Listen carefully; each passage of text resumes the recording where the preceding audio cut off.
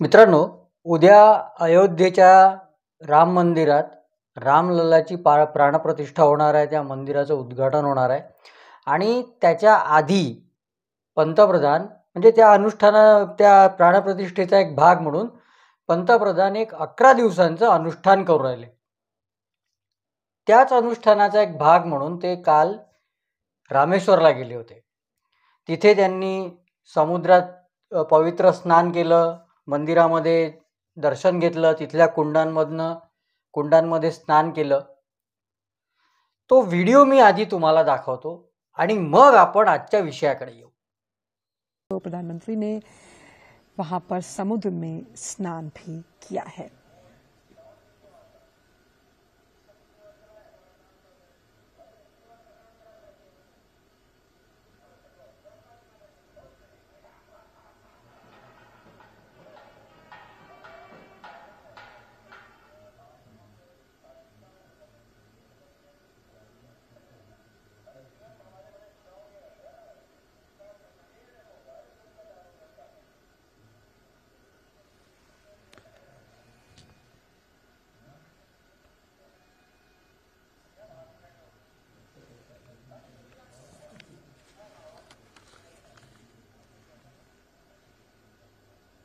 बघितलं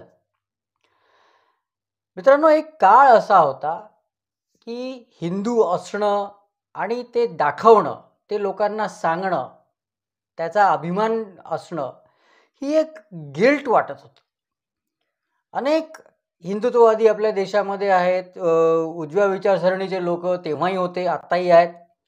ते उघडपणे आपली विचारसरणी, आपली आयडियोलॉजी बोलत नव्हते. त्याच्याबद्दल लोकांना कळू देत नव्हते की आपली आयडियोलॉजी काय आहे. त्याच्या मागे एक भीती असायची, लोक काय म्हणतील, आपल्याला याच्यात नुकसान होईल का, आपल्याला नोकरीमध्ये नुकसान होईल का, आपल्याला काही आपलं प्रोफेशन आहे तिथे नुकसान होईल का, हा विचार लोक करायचे.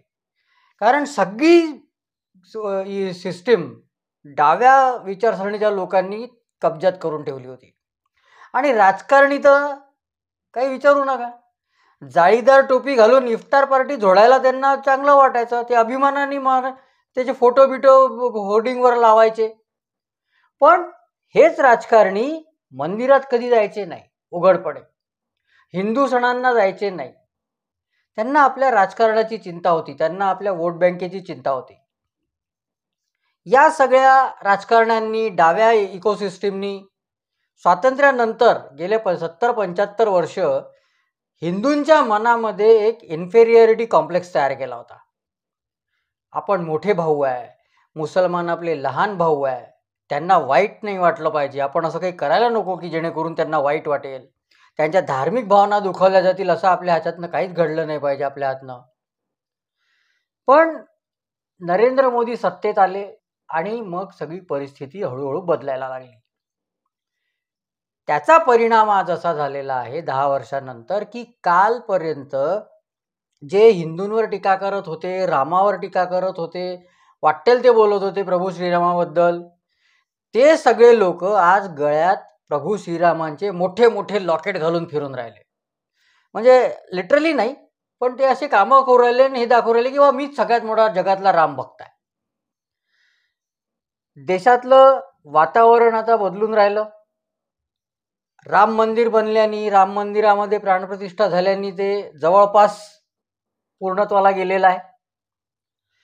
या व्हिडिओचं शीर्षक वाचून तुमच्या मनात हे आलं असेल की बा काय आहे, कोणाची खोड गेली, काय झालं. तर हेच या विषयाशी संबंधितच आहे आणि हेच मी आज तुम्हाला समजावून सांगण्याचा प्रयत्न करणार आहे. नमस्कार, मी अश्विन घोर, तुम्ही बघू राहिले घनघोर. मित्रांनो, 10 वर्षांपूर्वी उजव्या विचारसरणीचे लोक, म्हणजे 10 वर्षापूर्वीपर्यंत उजव्या विचारसरणीचे लोक एकदम लो प्रोफाईल राहायचे. बॉलिवूडमधले, मराठी सिनेमा नाटक इंडस्ट्रीमधले, सरकारी नोकरीतले, शिक्षण क्षेत्रातले, पत्रकारितेमधले, वकिलीमधले, कुठलेही प्रोफेशन घ्या तुम्ही, तिथे जर का एखादा उजव्या विचारसरणीचा माणूस असेल तर तो एकदम लो प्रोफाईल राहायचा. तो आपल्या विचारसरणीबद्दल बोलायचा नाही, तो हिंदुत्वाबद्दल बोलायचा नाही, तो देशाबद्दल बोलायचा नाही. जेव्हा की त्याच्या आजूबाजूचे सगळे लेफ्टिस्ट लोक जे होते, डाव्या विचारसरणीचे लोक, ते त्यांच्या विचारसरणीबद्दल खूप व्होकल असायचे, अजूनही असतात, ॲग्रेसिव्ह असायचे. पण उजव्या विचारसरणीच्या लोकांना एक अशी भीती असायची मनामध्ये. जर का यांना कळलं की बा आपण डावे नाही आहे, आपण पुरोगामी नाही आहे, आपण उजव्या विचारसरणीचे आहोत, तर आपलं करिअर हे लोक बर्बाद करतील, आपलं जगणं मुश्किल करतील. आणि 100% खरं आहे बरं, याच्यात अजिबात एक्झॅगरेशन नाही करू राहिलो मी. पत्रकारिता मी ज्या ज्या प्रोफेशन्सबद्दल बोललो त्याच्यामध्ये हे सगळं आहे. पत्रकारितेमध्ये जे डाव्या लोकांची दादागिरी चालते त्याचा अनुभव मी घेतलेला आहे. एखादा पत्रकार जर उजव्या विचारसरणीचा असेल तर हे सगळे डाव्या विचारसरणीचे, कम्युनिस्ट विचारसरणीचे पत्रकार, संपादक मिळून त्याचं जगणं हराम करून टाकतात, त्याचं करिअर बर्बाद करून टाकतात. कलाकार एखादा समजा हिंदुत्ववादी असेल तर त्याला काम मिळणं बंद व्हायचं. तू हिंदुत्वाच्या गोष्टी करतो, हिंदुत्वाच्या विचारसरणीचा आहे. आता बॉलिवूडमध्ये पण कोणाचा कंट्रोल आहे हे आपल्याला माहीत आहे. त्याच्यामुळे जर कोणी उजव्या विचारसरणीचा आहे आणि ते त्यांनी सांगायला सुरुवात केली तर त्याला काम मिळणं बंद व्हायचं. ही जी परिस्थिती आहे मराठी सिनेमा इंडस्ट्रीमधली, नाटकांच्या इंडस्ट्रीमधली, हिंदी फिल्म इंडस्ट्रीमधली, ही परिस्थिती सांगणारे माझे अनेक मित्र आहेत ज्यांनी मला फर्स्ट हँड एक्सपिरियन्स सांगितलेला आहे. मग अशा परिस्थितीमध्ये आपलं काम आणि करिअर वाचवायला डाव्यांच्या सोबत राहावं लागते, त्याला काही इलाज नाही. आता राजकारणामध्ये पण हेच आहे. एखादा हिंदुत्ववादी नेता जर का समोर यायला लागला, एखादा हिंदुत्ववादी पक्ष समजा समोर यायला लागला, तर या लोकांनी मिळून त्याला बर्बाद केलाच म्हणून समजा. आणि याचा अनुभव भारतीय जनता पार्टीने खूप घेतलेला आहे. याच सगळ्या ह्याच्यामुळे भारतीय जनता पार्टीमध्ये उजव्या विचारसरणी असल्यामुळे, संघाचा बॅकग्राऊंड असल्यामुळे अनेक वर्ष राजकारणामध्ये भाजपला अस्पृश्य समजलं जायचं, युती करायला कोणी मिळायचं नाही. भलेही काँग्रेसचा विरोध आहे, काँग्रेसला विरोध करणारे पक्ष आहेत, ज्यांना काँग्रेसच्या विरोधात काहीतरी करायचं आहे ते एकत्र येतील, पण त्यांच्यासोबत ते भाजपसोबत एकत्र नाही येणार. कारण भाजप उजव्या विचारसरणीची, RSS, हिंदुत्ववादी, हे बॅरियर जे होतं, जे या लोकांना वाटायचं की समजा आपण भाजपसोबत गेलो तर आपल्यावरती कम्युनल असल्याचा ठप्पा लागेल, त्याच्यामुळे कोणी यायचं नाही, तर हे बॅरियर अटलजींनी हे तोडलं. पण त्याच्यासाठी खूप मोठी किंमत मोजावी लागली. हिंदुत्ववादाचा, ॲग्रेसिव्ह हिंदुत्वाचा चेहरा असलेले लालकृष्ण अडवाणी यांना थोडं बॅकफूटवर जावं लागलं. तेव्हा कुठे हे सगळं बदललं, ही परिस्थिती बदलली. 10 वर्षांपूर्वी नरेंद्र मोदी सत्तेत आले आणि तेव्हापासून देश बदलायला सुरुवात झाली. त्या 2014च्या निवडणुकीच्या आधी एक घटना तुम्हाला आठवत असेल, मीडियाने खूप पिटली होती, टीकाही खूप झाली होती त्याच्यावरून. मोदींना भेटायला काही मौलवी लोक गेले, त्यांनी मोदींना शाल दिली, मोदींनी ती शाल घेतली, मध्ये टोपी घालायला गेले, मोदींनी त्या मौलवीचा हात धरला आणि म्हणाले टोपी घालायला नकार दिला. त्याच्यावरून सगळ्या सेक्युलर जी मंडळी आहे ना आपल्या देशातली, त्यांनी असा कलकलाट केला या सेक्युलर बांडगुळ्यांनी का काही विचारू नका. मोदींवर टीका केली, हे मुसलमानांच्या विरोधातच आहे, हे कट्टर हिंदुत्ववादी आहे, हे समजा सत्तेमध्ये आले तर मुसलमानांचं जगणं भारतात मुश्किल करून टाकतील, मुसलमानांना देश सोडून निघून जावं लागेल, काय वाटेल ते बोलत होते हे. पण त्याचा काही फायदा झाला नाही. त्या एका घटनेनी, ते व्हिज्युअल्स यांनी 24 तास चालवल्यामुळे लोकांना माहिती झालं की आपला पुढचा नेता कसा आहे. त्या सगळ्या याचा फायदा मोदींना झाला आणि हिंदूंच्या मनामध्ये पण एक आशा निर्माण झाली की चला, इतक्या वर्षांनी आपल्याला एक असा नेता मिळून राहिला ज्याला हिंदू असण्याची लाज वाटत नाही, जो आपलं हिंदू असणं लपवत नाही, उलट त्याला हिंदू असण्याचा अभिमान आहे आणि आपला धर्म, आपली परंपरा, हे सगळं तो जगाला सांगायला घाबरत नाही. इंग्लिशमध्ये म्हणतात ना, to wear it on the sleeve, तसा नेता आपल्याला मिळाला आहे, who wears his religion on the sleeve. मग मोदी सत्तेत आले, बहुमतांनी आले, मग लोक हळूहळू बोलायला लागले. उजव्या विचारसरणीच्या लोकांना एक कॉन्फिडन्स आला. उजव्या विचारसरणीच्या लोकांची इकोसिस्टीम तयार व्हायला लागली प्रत्येक क्षेत्रामध्ये. आज परिस्थिती 10 वर्षामध्ये खूप बदललेली आहे. लोकांना हिंदू असण्याची लाज वाटत नाही. हिंदू आहे म्हणून इन्फेरियरिटी कॉम्प्लेक्स नाही आहे. लोक उघडपणे आपल्या आयडियोलॉजीबद्दल बोलून राहिले, धर्माबद्दल आग्रही होऊन राहिले. म्हणजे बाकीच्या सगळ्या लोकांनी आग्रही व्हायचं आणि हिंदूंनीच चुपचाप सहन करायचं, असं चालणार नाही, हा विचार लोकांच्या मनात यायला लागला. जे हिंदू विरोधी लोक आहे, मग ते राजकारणी असो का कलाकार असो का कोणीही असो, कुठल्याही प्रोफेशनमधला असो, हिंदू विरोधी लोक जे आहे त्यांना त्यांची जागा दाखवून देऊन राहिले. याच्यातूनच मग हिंदू धर्माच्या विरुद्ध कोणी काय केलं, एखाद्याने सिनेमा काढला किंवा वेब सिरीज काढली, त्याला बॉयकॉट करा, त्या OTTला बॉयकॉट करा, त्या कलाकाराला बॉयकॉट करा, डायरेक्टरला बॉयकॉट करा. जर एखादा प्रोफेशनल असेल जो अँटी हिंदू आहे, त्याच्याकडे जायचं नाही काम घेऊन, दुसरा घ्या. दुसरा वकील, समजा केस करायची असेल तर असा वकील घ्या जो उजव्या विचारसरणीचा आहे. ते तर आपण ठरवू शकतो ना शेवटी काही झालं तर. याचा परिणाम व्हायला लागला. याचा एक धसका या सगळ्या लोकांनी घेतला. त्याच्यामुळे परिस्थिती बॉलिवूडमध्ये पण खूप बदललेली आहे. आता राम मंदिर निर्माण होऊन राहिलं, त्याचं बांधकाम पूर्ण होऊन राहिलं, त्याची प्राणप्रतिष्ठा होऊन राहिली. त्याच्यामुळे देशातली परिस्थिती खूप बदललेली आहे.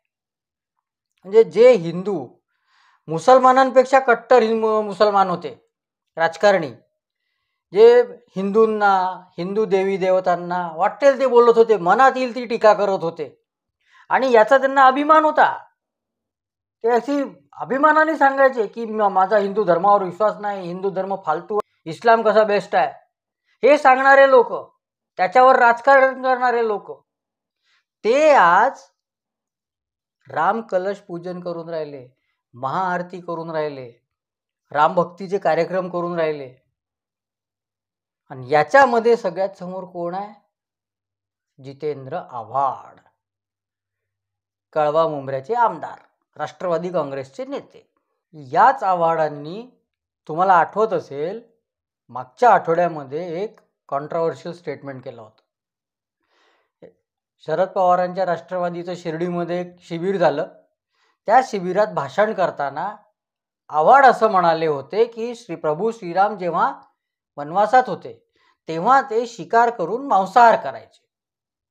याच्यामुळे लोकांच्या भावना दुखावल्या गेल्या, धार्मिक भावना. त्यांनी प्रोटेस्ट केलं आणि असं केलं की जिथे जातील तिथे आव्हाडांना विरोध झाला. सांगलीमध्ये त्यांना धक्काबुक्की झाल्याच्या बातम्या आल्या. त्यांच्या घरी हेवी पोलीस बंदोबस्त लावला प्रोटेक्शनसाठी. एकेकाळी ज्या पक्षाचं म्हणणं असं होतं की राम काल्पनिक होते, रामायण काल्पनिक आहे, आमचा रामायणावर विश्वास नाही, त्या पक्षात असलेले जितेंद्र आव्हाड आज आपल्या मतात, म्हणजे अजूनही ते ज्या पक्षात आहे त्या पक्षाचं पण हेच मत आहे, त्यात बदल झालेला नाही आहे. शरद पवारांच्या राष्ट्रवादी काँग्रेसचंही हेच मत आहे, शरद पवारांचंही कदाचित हेच मत असेल. ते आव्हाड आपल्या मतदारसंघामध्ये आज कलश पूजन करून राहिले, रामाचं, राम कलश. प्रभू श्रीराम मांसाहारी होते असं म्हणून हिंदूंच्या धार्मिक भावना दुखावल्या. मग विरोध झाला, माफी मागायची मागणी झाली लोकांची, पण मुजोरी इतकी का माफी नाही मागितली, खेद व्यक्त केला. आणि खेद व्यक्त करणं म्हणजे काही माफी मागणं नाही. उलट मी कसा खरा बोलून राहिलो, मी कसा बरोबर बोलून राहिलो याच्यासाठी खोटे पुरावे दाखवत फिरत होते. त्यांनी जे पुरावे दाखवले त्याचंही नंतर लोकांनी पोस्टमॉर्टम केलं.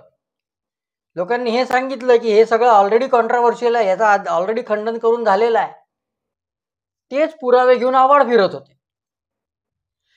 याच्यामध्ये काय झालं की ते जे स्टेटमेंट त्यांनी केलं तेव्हा त्यांच्या समोर शरद पवार बसले होते. पवारांच्या समोर यांनी स्टेटमेंट केलं. या सगळ्या भानगडीमध्ये पवारांनी त्यांना दिलं वाऱ्यावर सोडून. ना त्यांच्या बाजूनी बोलले ना त्यांच्या स्टेटमेंटचा विरोध केला, काहीच नाही. इंडिकेशन काय की भाऊ तुम्हारा देख लो, मैं बीच में नहीं आने वाला. मग यांना प्रॉब्लेम झाला, आव्हाडांना. राजकारण धोक्यात आलं. आता लोक जनमत आपल्या विरोधात जाऊन राहिलं, मतदारसंघामध्ये लोक विरोध करतील आपल्याला. याच्यामुळे आपलं राजकारण वांद्यात आलं. हे लक्षात आल्याबरोबर आव्हाडांनी आपल्या मतदारसंघामध्ये कळव्याला कलश पूजन, श्रीराम कलश पूजन आणि श्रीराम महाआरतीचं आयोजन केलं. याचं काय कारण आहे की हिंदू आता आक्रमक होऊन राहिले. धर्माच्या बाबतीत ते कॉम्प्रोमाइज करायला तयार नाही. त्यांच्या श्रद्धास्थानांवर, त्यांच्या धर्मावर जो टीका करेल त्याचं जगणं हिंदू मुश्किल करून राहिले. म्हणजे मारामारी करून राहिले, दंगा करून राहिले, हिंसाचार करून राहिले असं नाही आहे. विरोधच असा करून राहिले का यांचं पूर्ण दुकानच लंबी व्हायची वेळ आलेली आहे. याचा पुरेपूर अनुभव आव्हाडांनी घेतलेला आहे. काय आहे, एकतर आधीच त्यांचं देऊळ पाण्यात आहे, पुन्हा निवडून येण्याचे त्यांचे वांदे आहे.